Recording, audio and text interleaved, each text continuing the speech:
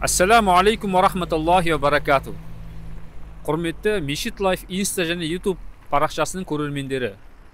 Сіздердің назарларыңызда біле жүріңіз діни танымдық бағдарламасы, оның жүргізушісі мен Сүлеймен Нұрдаулет. Бүгінгі біздің бағдарламамыз, яғни ислам дінінің 5 парызының бірі болған қажылық туралы болмақ. Ендеше біз бастаймыз. Менің есімім Нұрдаулет болады. Сіздің есіміңіз? Ранил болады. Ранил бауырым. Жалпы біздің дінімізде қажылық деген бар ғой сөз. Сол қажылық деген не нәрсе? Не деп ойлайсың? Қажылық туралы айтып жіберсең өзің ойыңды. Қажылық деген біздің парызымыз ғой. Меккеге бармаймыз қажылыққа. Сол не үшін деп ойлайсың? Білмеймін. Яғни құлшылық ғибадат, иә? Ғибадат, Алланың разылығы үшін біз не қыламыз? Қажылыққа барамыз. Өйткені бізге парыз ғой. Сол ғибадат ретімен ниетімен барады дейсің қажылыққа, иә? Иә, сол ниетте барады ғой. Өзің қажылыққа барған жоқсың ба? Жоқ, барған жоқпын әлі. Ниетің бар ма жалпы қажылыққа баруға? Ниетім бар. Алла тағала қабыл етсін ниетіңді. Ассалаумағалейкум аға. Уағалейкум. Менің есімім Нұрдаулет. Біле жүріңіз бағдарламасы. Мына біздің дінімізде қажылық деген сөз бар ғой. Өзіңіз естіп жүрсіз, біліп жүрсіз. Сол туралы өзіңіздің ойыңызды айтсаңыз, қажылық деген не зат? Қандай ғибадат? Ойыңызды айтып жіберсеңіз. Қажылық деген енді бұл мұсылмандардың 5 парызының біреуі. Алла тағала 5 парызда бірінші сол құлшылық ету, намаз оқу, бастан бітір малдан зекет беру. Мына жағдайын келсе қажылыққа бару деген сөз. Жағдайын келсе деген енді бұл әркім адамның өзінің арманы бұл қажылыққа бару деген. Алла тағаланың сол қажылыққа барып, Алла тағала сол Алланың үйін көріп, сол жерде пайғамбарымыз Мұхаммед алейхиссаламыздың сол өмір сүрген жерін, сондай жерлердің бәрін көру деген бұл адамға арман. Алла тағала барша осы мұсылмандарға нәсіп етсін, сол қажылыққа бару нәсіп етсін. Өзіңіз аға қажылыққа бардыңыз ба? Жоқ, барғаным жоқ. Армандап жүргеніміз сол. Қажылыққа бару деген ол барлық адамның арманы, мұсылман қауымның.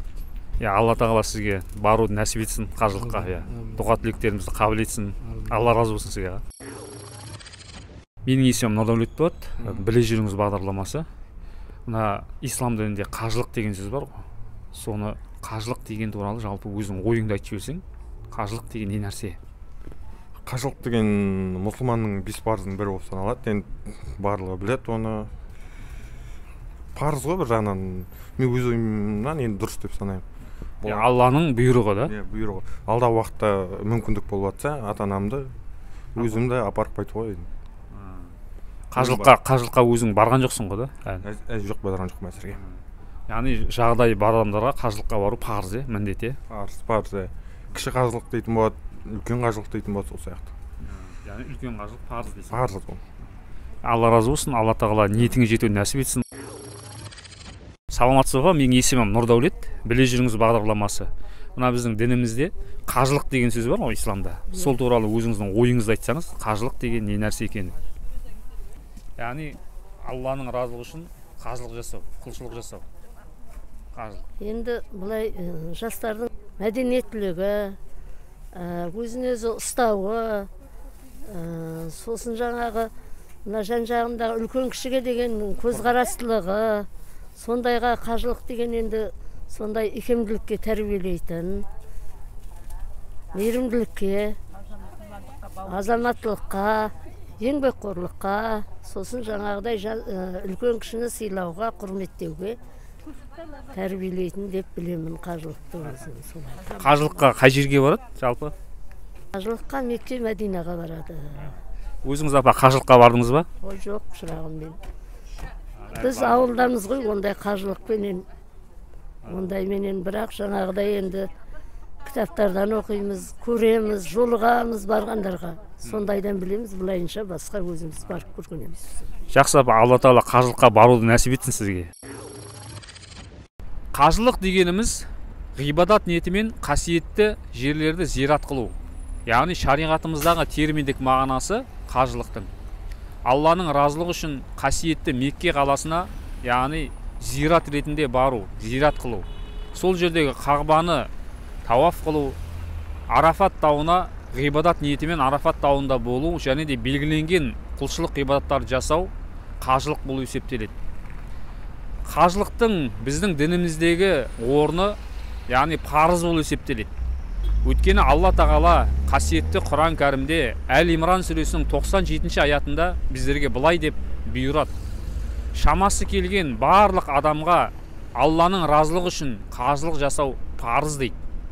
Алланың елшісі, оған Алланың иелігі мен сәлемі болсын, өзінің хадисінде былай дейді. Бірде Алланың елшісі жиналған қауымға қарап былай деп айтады: "Уа халайық, сендерге қажылық жасау парыз қылынды, қажылық жасаңдар" деп бұйырады. Сол кезде бір кісі тұрып: "Уа Расулалла, әр жылы қажылық жасау парыз ба?" деп сұрайды. Пайғамбарымыз саллаллаху алейхи ва саллям оған ешқандай жауап қайтармайды. Жаңағы кісі 3 рет сұрағын қайталайды, бірақ пайғамбарымыз жауап бермейді. Кейін Алланың елшісі, Алланың игілігі мен сәлемі болсын, оған айтады: "Егер де мен иә деген кезде сендерге қажылық әр жылы міндет болатын еді. Сөйтіп оған сендердің шамаларың келмейтін еді" деп, қажылықтың әр жылы емес, тек қана бір рет өтелсе болатындығын кейін түсіндіріп береді. Алла тағала баршамызға исламның 5 парызының бірі болған қажылық, құлшылық ғибадатын орындауды баршамызға нәсіп етсін. Егер де осы видео сізге ұнап жатса, бөлісіп, достарыңызға таратып, астына комментария қалдырыңыздар. Алла баршамызға разы болсын. Ассаламу алейкум ва рахматуллахи ва баракату.